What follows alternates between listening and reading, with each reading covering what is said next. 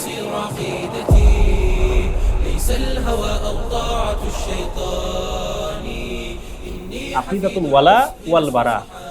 ওয়ালা উন শব্দের অর্থ হলো বন্ধুত্ব, আর বারা উন শব্দের অর্থ হলো সম্পর্কহীনতা, সম্পর্ক ছিন্ন করা। তাহলে বন্ধুত্ব কার সাথে হবে? মুমিনদের সাথে হবে। আর বারাআত কার সাথে হবে? কাফের এবং মুশরিকদের সাথে হবে। ইমাম মুহাম্মদ বিন আব্দুল ওয়াহাব নজদি রাহিমাহুল্লাহ তাআলা তিনি বলছেন, মান আতাআর রাসূলা ওয়াহাদাল্লাহ, যে ব্যক্তি রাসূলের আনুগত্য করছে এবং আল্লাহকে, আল্লাহর তাওহীদ মেনে নিয়েছে, যে ব্যক্তি রাসূলের আনুগত্য করছে এবং আল্লাহর তাওহীদ মেনে নিয়েছে, লা ইয়াজুজু লাহু, তার জন্য বৈধ নয়, মুআলাতু মান হাদ্দাল্লাহ ওয়া রাসূলাহু, যে সমস্ত লোকেরা আল্লাহ এবং তার রাসূলের বিরোধিতা করে তাদের সাথে বন্ধুত্ব স্থাপন করা। কত কঠিন কথা না? যে ব্যক্তি নবী সাল্লাল্লাহু আলাইহি সাল্লামের আনুগত্য করছে এবং আল্লাহর তাওহীদকে মেনে নিয়েছে, তার জন্য বৈধ নয়। বৈধ নয়, কি বৈধ নয়? যারা আল্লাহ এবং তার রাসূলের বিরোধিতা করে এদের সাথে কি করা? বন্ধুত্ব করা। কার কথা এটা? শেখ মুহাম্মদ বিন আব্দুল ওয়াহাব নজদি রাহিমাহুল্লাহ তাআলা। এরপরে উনি বলতেছেন, ওয়ালাউ কানা আকরাবা করিবিন, তারা যত ঘনিষ্ঠ নিকটাত্মীয় হোক, যত ঘনিষ্ঠ নিকটাত্মীয় হোক, তার সাথে সম্পর্ক রাখে কিনা? বৈধ না। কারণ সে আল্লাহ এবং তার রাসূলকে কি করছে? বিরোধিতা করছে। এই কথাটা বলার পরে তিনি কোরআনের একটা আয়াত দিয়ে দলিল দিচ্ছেন তার বক্তব্যের পক্ষে। আয়াতটা হলো, আল্লাহ সুবহানাহু ওয়া তাআলা বলছেন, লা তাজিদু কওমান ইউমিনুনা বিল্লাহি ওয়াল ইয়াউমিল আখিরি ইউআদ্দুনা মান হাদ্দাল্লাহ ওয়া রাসূলাহু ওয়ালাউ কানু আবাআহুম আও আবনাআহুম আও ইখওয়ানাহুম আও আশিরাতাহুম। লা তাজিদু কওমান, তুমি এমন কাউকে পাবে না,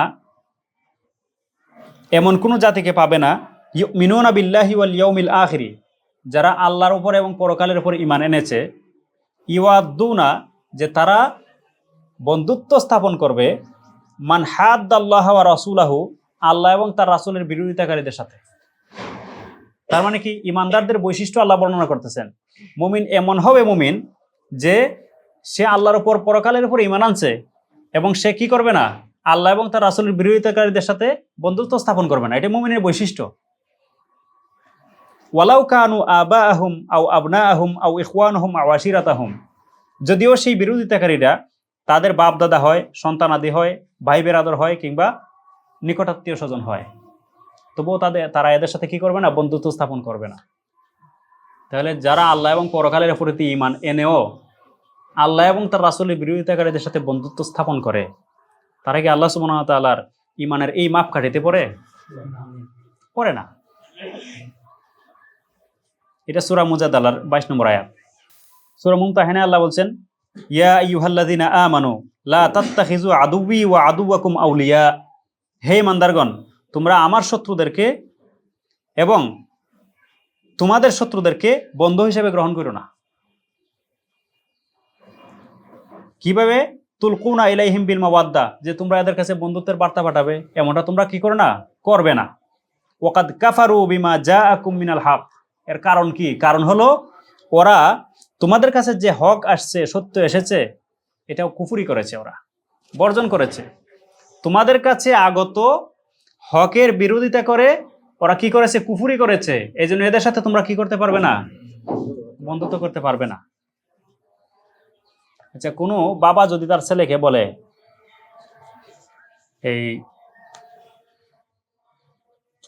তুই অমুক ব্যক্তির সাথে মিশবে না, কারণ তোকে যে আমি স্কুলে ভর্তি করে দিচ্ছি,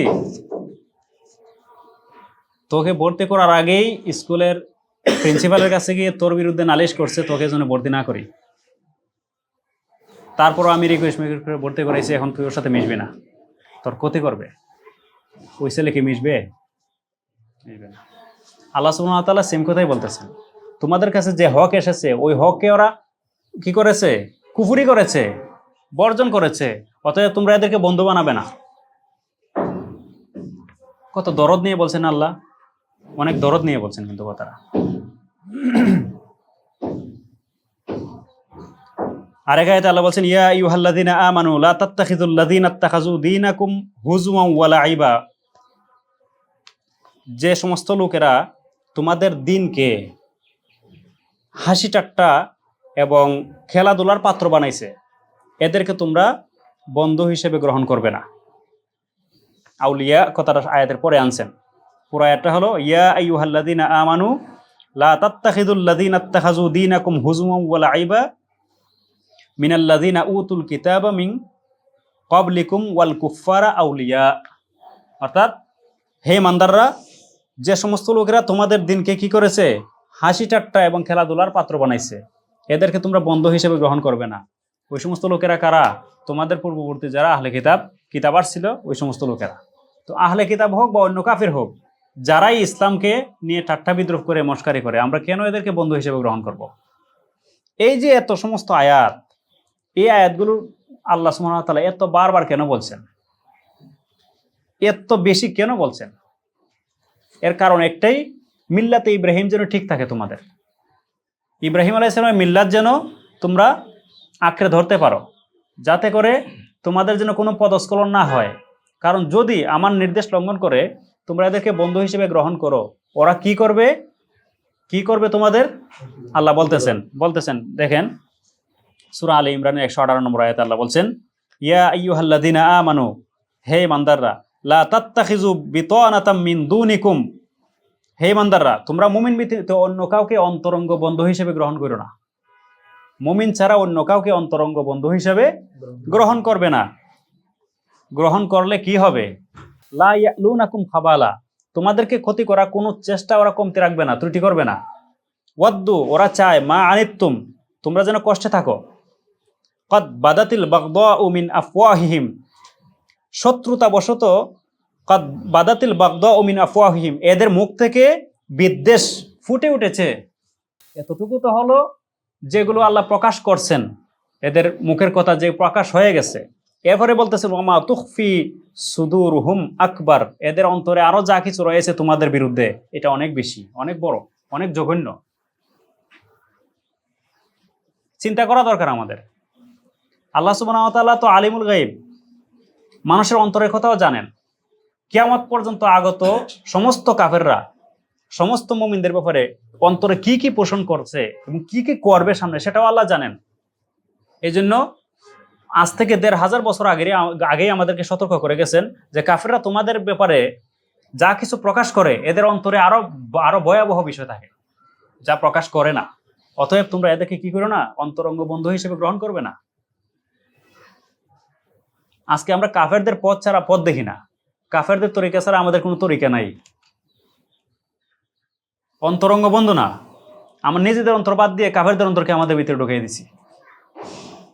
আল্লাহ সুবহানাহু ওয়া তাআলা হেফাজত করুন। এই ইমারতে নজদ, বর্তমান যে সৌদি রাষ্ট্র না, এটা কিন্তু 3টা স্টেপ অতিক্রম করছে, এর সবাই জানেন কম বেশি। প্রথম স্টেপে এটা একটা ইসলামী ইমারা হিসেবেই শুরু হয়েছিল। এরপরে তুর্কিদের হাতে এটার পতনের পরে আবার দ্বিতীয় স্টেপে ইমারা শুরু হয়েছে। দ্বিতীয় স্টেপের একজন বিখ্যাত আলিম ছিলেন ওখানকার, নজদি দাওয়ার ইমাম, ওনার নাম হলো শেখ ইমাম হামাদ বিন আতিক, নাম হয়তো অনেকে শুনছেন, ইমাম হামাদ বিন আতিক। উনি একটা বই লিখছেন, সাবিলুন নাজাহ ওয়াল ফিকাক মিন মুআলাতিল মুরতাদ্দিন ওয়াল আতরাক। এই বইয়ের মধ্যে উনি একটা খুব দামি একটা কথা লিখছেন, এটা হলো, লাইসা ফি কিতাবিল্লাহি তাআলা হুকমুন ফিহি মিনাল আদিল্লাতি আকসার ওয়ালা আবয়ান মিন হাযাল হুকম, আই আল ওয়ালা ওয়াল বারা বাদা উজুবিত তাওহীদ ওয়া তাহরিমি দিদ্দিহি। তাওহীদ আঁকড়ে ধরা এবং তাওহীদের বিপরীত সবকিছুকে বর্জন করা, এই যে বিধানটা, এই বিধান দেওয়ার পরে ইসলামের আর কোনো বিধানের ব্যাপারে এত বেশি দলিল প্রমাণ কোরআনে আসে নাই, যত বেশি দলিল প্রমাণ আল ওয়ালা এবং ওয়াল বারার ব্যাপারে আসছে।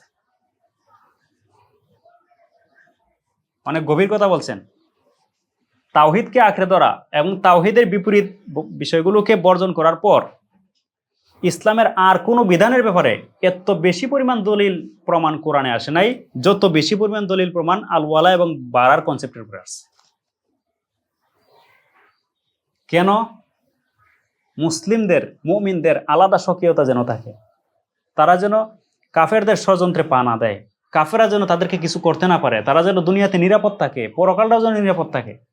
শয়তান থেকে মানুষকে আল্লাহ যেভাবে কি করছেন, সতর্ক করছেন বারবার, ঠিক মানুষ শয়তানদের থেকেও আল্লাহ মুমিনদের কি করছেন, সতর্ক করছেন। তো এতক্ষণে আলোচনা এতটুকু বুঝতে পারছেন যে শিরিক এবং মুশরিকদের থেকে সম্পর্ক ছেদ করতে হবে, ছিন্ন করতে হবে, আর ইমানদারদের সাথে সম্পর্ক বাড়াতে হবে। ওই হিসেবে আমরা পুরা মানব জাতিকে আমরা 3 ভাগে ভাগ করতে পারি। বন্ধুত্ব এবং শত্রুতার হিসাবে পুরা মানব জাতিকে 3 ভাগে ভাগ করতে পারি। একটা হলো যে মুমিনদের সাথে শুধু ভালোবাসা থাকবে, বন্ধুত্বের ভালোবাসা, শত্রুতা এবং গুনাহ কি থাকবে না, ঘৃণা থাকবে না। এটা মুমিনদের ব্যাপারে। যারা ফাসিক না, ফাসিক কাকে বলে? প্রকাশ্যে কবিরা গুনাহ করার নাম হলো ফিস্ক। আপনি গোপনে গোপনে কবিরা গুনাহ করেন, সমাজ জানে না বা কোনো কেউ জানে না, আপনাকে ফাসিক বলা হবে না। এটা আপনারা আল্লাহর মধ্যে। ফাসিক ওই ব্যক্তিকে বলা হয় যে ব্যক্তি প্রকাশ্যে কবিরা গুনাহে লিপ্ত হয়, সমাজ জানে বা অন্য মানুষ জানে, তাকে ফাসিক বলা হয়। তো সমাজের কাছে আপনি একজন মুমিন, কোনো গুনাহ নাই, আপনার সাথে আরেকটা মুমিনের শুধু ভালোবাসা এবং বন্ধুত্ব থাকবে, কোনো শত্রুতা এবং ঘৃণা থাকবে না। এটা প্রথম প্রকার। দ্বিতীয় প্রকার হলো যে ব্যক্তি ফাসিক মুমিন, গুনাহ করছে, সমাজ তার গুনাহ সম্পর্কে জানে এবং সে তওবা করছে, এই মর্মে কোনো প্রমাণ নাই এবং করতেছেও না, গুনাহ করেই যাচ্ছে, তার ব্যাপারে বিধান হলো আরেকজন মুমিন ঈমানের কারণে তাকে ভালোবাসবে আর তার গুনার কারণে, পাপের কারণে তাকে ঘৃণা করবে। ব্যালেন্স ঠিক রাখবে। কিন্তু পাপকে ঘৃণা করো, পাপীকে নয়, এগুলো ভুল কথা। এটা কি কথা? ভুল কথা। এখানে ব্যালেন্স ঠিক রাখতে হবে। পাপকে আমি ঘৃণা করছি, পাপের সাথে চলতেছি, পাপই আমাকে নিয়ে গেছে হলো মদের বারে, আমি না করতে পারতেছি না কারণ তাকে ভালোবাসি। এখানে তার ঈমানের কারণে তাকে ভালোবাসতে হবে আর তার পাপের কারণে তাকেই ঘৃণা করতে হবে। ব্যালেন্স ঠিক রেখে চলতে হবে। 3 নম্বর হলো কাফের সম্প্রদায়, অর্থাৎ মুমিন ছাড়া সবাই তো কাফের। এখানে নির্দিষ্ট কোনো ধর্ম ধরে বলা হচ্ছে না, কাফের। কাফেরদের সাথে শুধুমাত্র ঘৃণা রাখতে হবে এবং বিদ্বেষ রাখতে হবে, এখানে ভালোবাসার কিছুই নেই।